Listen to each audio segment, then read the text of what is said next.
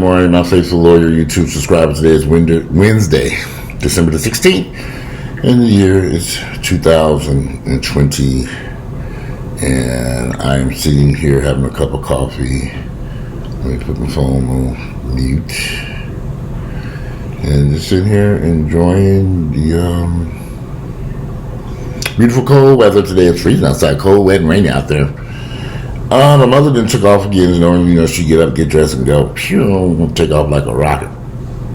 So I'm not sure what exactly she was doing. She said she wanted to go do some shopping or something. I guess my mother likes to stay very. Well, the thing that concerns me is when my mother is out on these streets going and doing and shopping and doing whatever she's doing. It's almost like she's creating a list of activities to stay busy. And I reached out to a friend of mine who actually works in management at a local hotel. He said he would gladly give my mother a job so she can stay busy. And that might be that might work. So she can work front desk, get something to do. So she's not aimlessly wandering through the city. But in her mind, she's got a lot of stuff to do. But in my mind, I'm like, Mama, you ain't got, you could do this later some other time. So it's concerning because, we live in Atlanta, Georgia. And although my mother has never had any issues here, she's never had any, whatever issues is like crime or robbery or somebody snatch her purse or something. None of this has ever happened. So, but it could happen is my concern if she continues down this path. But I hope it never happens. But anybody should be concerned. She's home by the time the sun settles. But she gets up early. She gets dressed. Like 7 o'clock up, and I hear her there praying. I'm told this is the atheist house, so you can pray silently over here. I'm just teasing. No, but I hear her in her room, and she's moving around and stuff, and she's taking baths. And I bought a television for her room. She didn't know why she had the TV that she's stuck in storage, but I can't get that thing. I just can't deal with it right now, too. I didn't know why she took that TV and stuck it in that storage bin.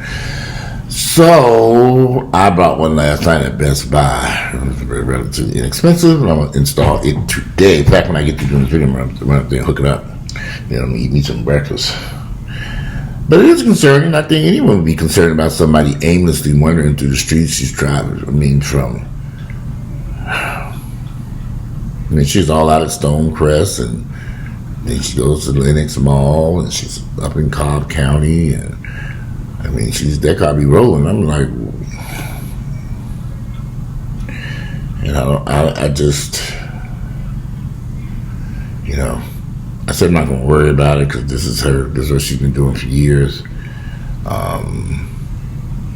I wish that she could live in an area where she could walk to these activities, and then that might be more dangerous than driving. Who knows? So, shit. That's where we're at and what we're doing over here. But a lot of people. I did all these stories about Atlanta, and some people sometimes take my words, kind of twist them around, and they. I'm sure Atlanta probably isn't any different than any other city. It's just that I've lived here for 30 years, and so when you live a place for a long time, you tend to get to know that area fairly well.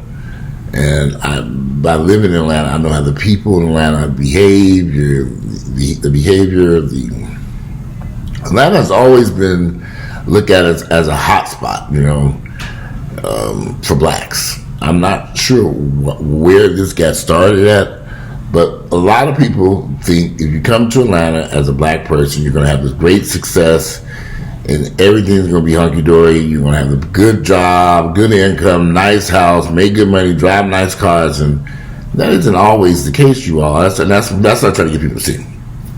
And I'm not really trying to tear Atlanta apart, but a lot of people show up here with these dreams and aspirations that they're going to get this nice house, this nice job, a nice car, and they get here and then they learn they have stepped into a struggle. If you're not a strong hustler, you don't know how to adapt to different environments. And if you show up here, all you got is a resume and some dreams, and you're trying to make stuff work, it can be a struggle. You know, a lot of people come in, they want to sing, and you know, they can act, and you know, I meet these people. Yeah, I guess because I'm meeting people in the gym or wherever. People watch some of my videos, and they have all these aspirations, and they get here and they realize that it's much harder than they thought it would be to survive here. It is hard. If you have very limited skills and you don't have the right team of people, you know, my family's here. I think that made it easier for me, because I moved here 30 years ago. It's a whole nother beast than it is today. And I'm just trying to get people to understand that you come here. I mean, so many people who are still moving here. This pandemic just set things in motion worse. I'm serious, y'all. This pandemic can turn this world upside down. People running. They're trying to figure things out. And a lot of people are coming here thinking, I'm going to go to Atlanta and I'm going to have to make it work. I don't give a damn what to say. I'm going to be a success. Fine. Come to Atlanta. Yes. Do everything you can to be a success. But just keep in mind, there's 10,000 other people doing with the same mindset as you on their way here right now with their U-Hauls headed this way. Maybe 20,000. Now, me personally, I don't think I can load all my stuff into a U-Haul and move to the city just on the whim that I'm going to make it. But I have nothing lined up. You know, I find it complicated. I'm going to get a job when I get there. I'm going to sell this wig I invented when I get there. I get this script I'm going to sell. I get this CD I'm going to sell. I'm going to dreams and aspirations. I get it. There's nothing wrong with dreaming. And some dreams can turn into realities. But you better have a game plan. You got to figure out where you're going to sleep, where you're going to live, how you going to pay for it. I had a long conversation with someone, and they moved here, husband and wife, a couple, I'm going to say a couple. And they had all these dreams and aspirations. They're behind in rent now. They both lost their jobs when the pandemic hit. They haven't been able to pay their rent. They're facing eviction. They're trying to figure out what's the next step, and they're still out there grinding. They got their little hustles they're doing. They're trying, and they mind ain't thinking they're gonna be able to catch up this rent. I don't know how. So I said, I personally think maybe y'all need to give up trying to catch the rent up on that apartment. You ain't paid rent since March, April, somewhere up in there. For some reason, one got unemployment benefits, the other one didn't. They had other bills to pay. I don't, you know, they're still trying to get this unemployment, which, look, maybe, and this is what I suggested to them, they need to just cut the losses on that apartment, take the hit, go someplace, move someplace else with a fresh start. Instead of trying to pay all that back rent, you know, start off someplace fresh. Maybe find a friend or a family member who would maybe be willing to put their name out there and get you an apartment. Yeah, I've done that before for people, you know. So they said, but they were listening and say, I said, trying to stop, but they want to save our credit. Well, you all trying to pay $1,000 in back rent. We're in December.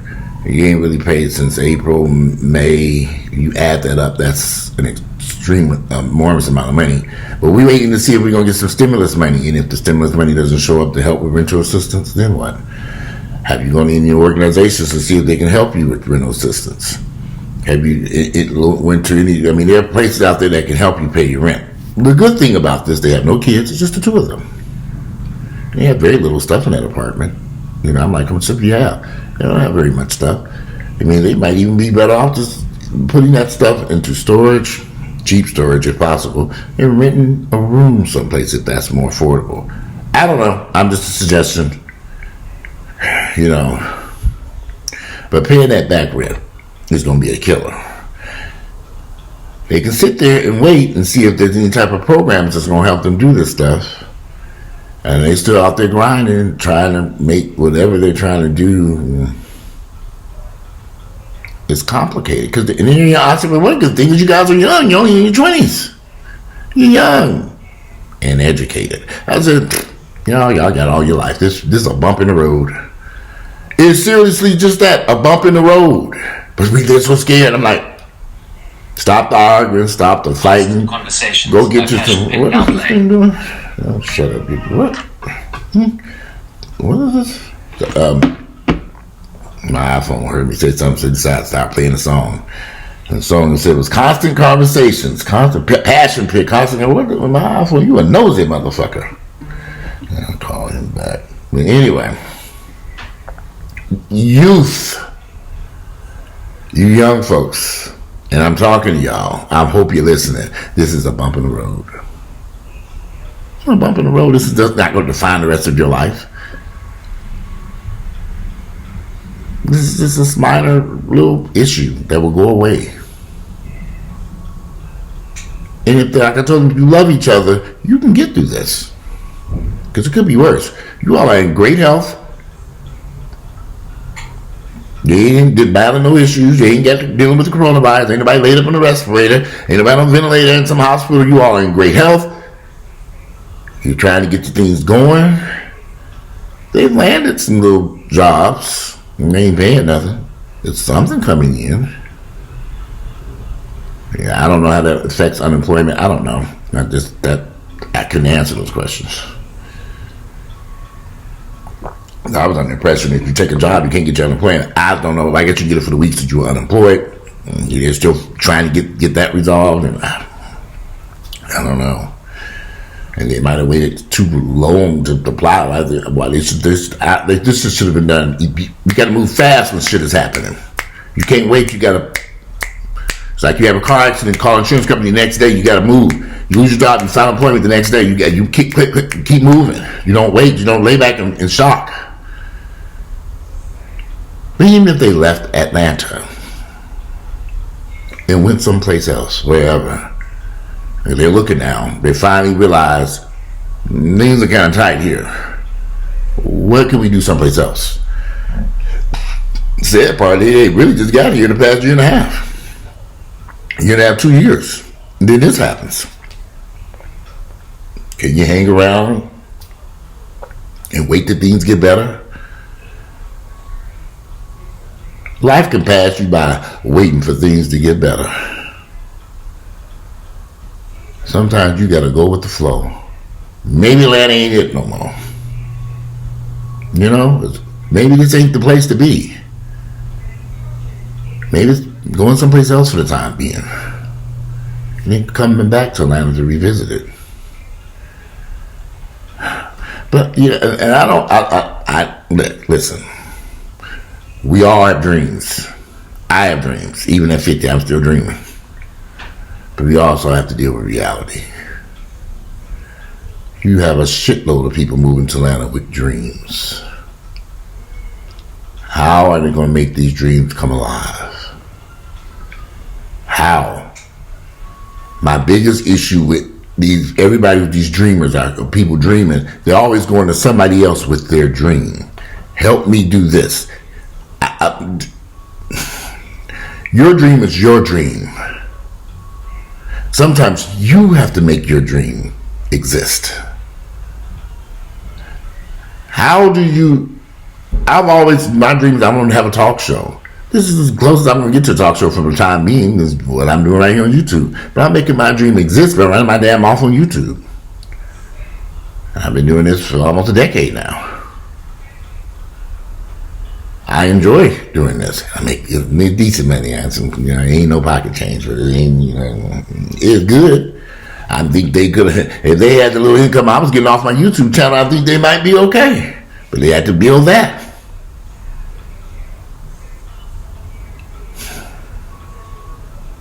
No wrong with dreaming. We all have dreams. How do you make these dreams a reality? Without that dream suffocating you. You can dream this dream anywhere in this world today. And so many black folks are caught up in the United States of America. It is a big, wide, beautiful world. I have a friend who lives in Paris. He's been there forever. He's wealthy, rich, designer. He couldn't have did that here in the United States. He designs clothes. I see him on TV all the time. He's been there since the 90s. Yeah, he moved there from the 90s. Never came back to the United States. Marcellus, he stays in Paris. I mean, me and Earl talk about it all the time. We be looking for this stuff on the internet. We know a designer in Paris. He's like, come visit us. We're like, how can we come? He ain't been over there yet, but we should. I would like to go. Maybe he wants to. I was like, get that coronavirus shot, and I can go over there to Paris and visit Marcellus over there just to see what it's like. I had a cousin who lived in Africa for years. Sometimes we get so caught up, you can live your dreams anyway. Y'all, be very honest with you. For some reason, Africa, certain countries are real enticing to me. I've read so much information on it. Sometimes I read this stuff and I say, oh, I just want to go. Maybe your dream could be lived somewhere else outside the United States. Maybe it's time to quit dreaming Atlanta. Or New York. And think of other countries like South Africa, Ghana, Nigeria. I mean, there's so many different places. I've been watching Netflix and they have these African movies. Those movies are excellent, and I get a glimpse. I know it's a fiction, it's TV movie, something, but I get a glimpse of what those cities look like. You know, my goal was for my 50th birthday was to go on a tour of Africa. I got shot now because about the coronavirus. Yeah, I should have really. Good thing I didn't pay for all that shit. We wouldn't have been wasting money. We never got that money back. But then Earl got sick, so they all got. Literally, I was on that cruise in Thanksgiving last year. You know, this has been a year since Earl was in the hospital. Now Earl was in the hospital this time last year, December 16th. Whew. Man, so we were on that cruise ship. I was looking at African. Trips to Africa and budgeting it and trying to figure out how we were going to do this and where would we go and everything. We were all excited we were going to Africa because I've never been. And then, of course, we got off that cruise ship and we went to Africa, all right. And we went to Emory Hospital on an African safari with the coronavirus. What the hell is going on here? Oh, shit. These people have youth, young. That's all I can tell these people who are struggling to pay this rent, who can try to figure something out. And sometimes it's okay if you just gotta go back home for a minute. Regroup. Get it together. It's okay. Lots of people are going back home. Still trying to struggle to pay this rent in Atlanta and doing all this stuff and trying to figure out how to hit the pause button. It's okay to go back home. Temporarily. Young. I said, could you go back home? Could you stay with one of your parents? Would they allow that? Yeah, they have access to come back. Okay. They give time to let the economy heal. Keep working on your dreams. You don't have to worry about this mess, the rent, the utilities, all this stuff. Go home. That doesn't mean you failed at anything. You just hit the pause button. Yeah, girl, he back in. They back here in Shamika and Tyrone back here in Ohio. I knew they wasn't gonna make it in Atlanta. Don't worry about them. They was hating because you was in Atlanta any damn way. It's temporary. A bump in the road. Go back home for a little while. Regroup. Restack your money, get your finances together, get your situation credit, get your credit together, all repair, fix. Keep dreaming. Keep grinding. You can grind or wherever you're going back home to. You can grind.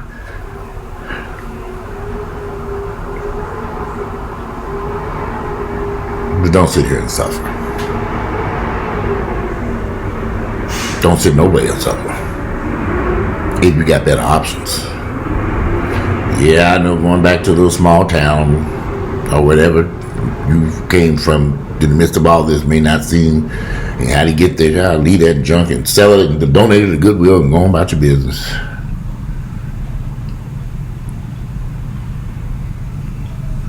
Maybe this may give you a story to tell how you survived the coronavirus pandemic.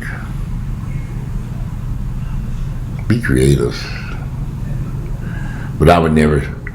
So many black folks are so used to the struggle, the struggle, the struggle, the struggle, the struggle, the struggle, the struggle, the struggle, the struggle. We get used to it. It ain't always about struggling. Some people are living good lives, not struggling. I'm struggling because I have this dream. Can you have this dream and not struggle? Can you have your dream in success financially? Other avenues, am I going about my dream the whole wrong way? Or the dream that I'm trying to do? How can I do this the right way so I'm financially on better footing? What did I learn from any of this stuff that's happened over the past 12 months? Did I do anything wrong? Would I do things differently? Would I have rented that expensive apartment we could not afford in the first place? That was too big for two people with no children anyway. Overlooking Peachtree Road. Did you save any money? All this time you're grinding in Atlanta, dreaming and dreaming and dreaming, you're waiting, you're doing these jobs and stuff, did you have any savings? Was it all going towards rent and car payments and insurance and all this stuff? Where was your savings account? Did you need 2 cars or a couple? Why haven't you been, you've been in Atlanta for 2 years, going on 2 years, and you never stepped foot on MARTA? I find it odd. MARTA is a safe transportation system here. Why would you not take advantage of it? A lot of questions. I mean, so it doesn't. Go home, get your strategy together, rethink things, regroup. But whatever's happening right now is temporary. A bump in the road. And I guarantee you it will get better. I've had a lot of bumps in the road. A lot of bumps in the road. And some of them bumps in the road included some handcuffs and prison time and judges and probation officers and parole officers and God, but I lived through it. And that's, those days are behind me. At the time, I didn't like none of it. But it was truly a bump in the road. Sometimes going through something bad makes you stronger. So the next time you see the bump in the road, it won't trip you up. You leap over that damn bump and say, this ain't shit. Like a track star running.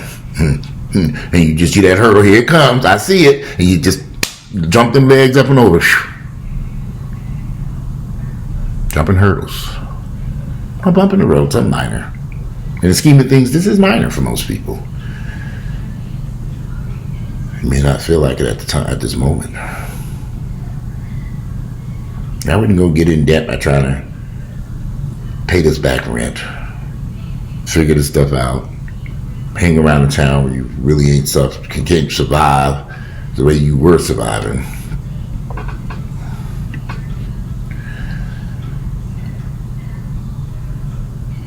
These are just my thoughts. But again, these are just my personal thoughts about my experiences and how I view life.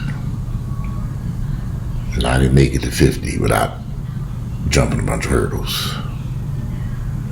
And I've had to jump hurdles in my 20s, my 30s, my 40s, and then I hit 50 and I'll go, I jumped out the coronavirus. I said, God damn, I gotta jump this motherfucker. We seem to be jumping it though, right? Sitting here in good health. Me and her have been dealing with this coronavirus now for 12 months. 12 months. So sick of the coronavirus. Y'all just don't know. If I could whoop the coronavirus, yes, I would. Because he did a lot of destruction.